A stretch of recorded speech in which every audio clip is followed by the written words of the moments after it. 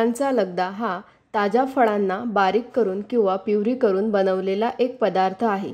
त्यात फळांचा सर्व लगदा आणि फायबर असते, तर या गोष्टी सहसा रसात वेगळ्या केल्या जातात।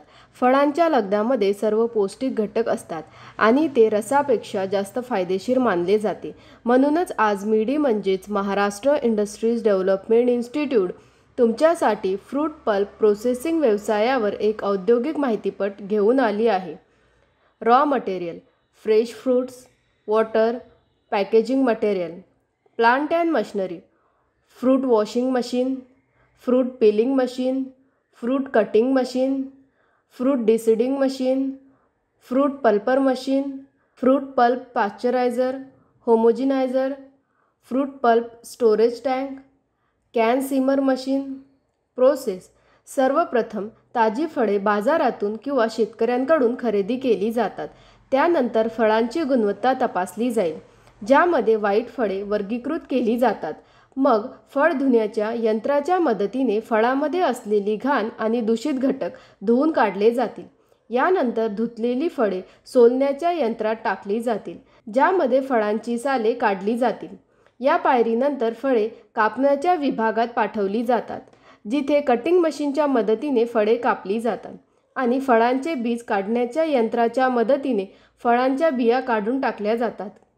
पुढील टप्प्यात कापलेली फळे फळांच्या पल्पर मशीनमध्ये भरली जातील, जे फळांच्या लगद्यात रूपांतर करेल। त्यानंतर फळांचा लगदा होमोजिनायझरमध्ये टाकला जातो, जेथे फळांच्या लगद्याची पोत आणि सुसंगतता राखली जाते। यानंतर तयार केलेला लगदा फळांच्या लगद्याच्या पाश्चरायझरच्या मदतीने पाश्चराइज केला जातो, ज्यामध्ये लगदा ठराविक काळासाठी गरम केला जातो आणि नंतर वेगाने थंड होतो, ज्यामध्ये लगद्यामध्ये असलेले हानिकारक सूक्ष्मजीव नष्ट होतात।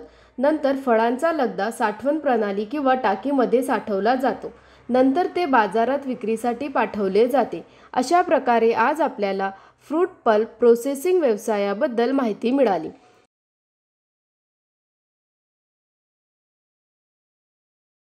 हा व्यवसाय सुरू करण्यासाठी तुम्हाला कोणत्याही प्रकारच्या तज्ज्ञांच्या सल्ल्याची आवश्यकता असल्यास तुम्ही स्क्रीनवर दिलेल्या दोन्ही वेबसाईटला भेट देऊ शकता किंवा तुम्ही या क्रमांकावरही संपर्क करू शकता। अशा नवनवीन व्यवसाय कल्पनांसाठी आमचे यूट्यूब चॅनल मिडी उद्योग विश्वला सबस्क्राईब करा आणि नोटिफिकेशन बेलवर क्लिक करा। व्हिडिओ आवडल्यास लाईक, कमेंट आणि व्हिडिओ शेअर करायला विसरू नका।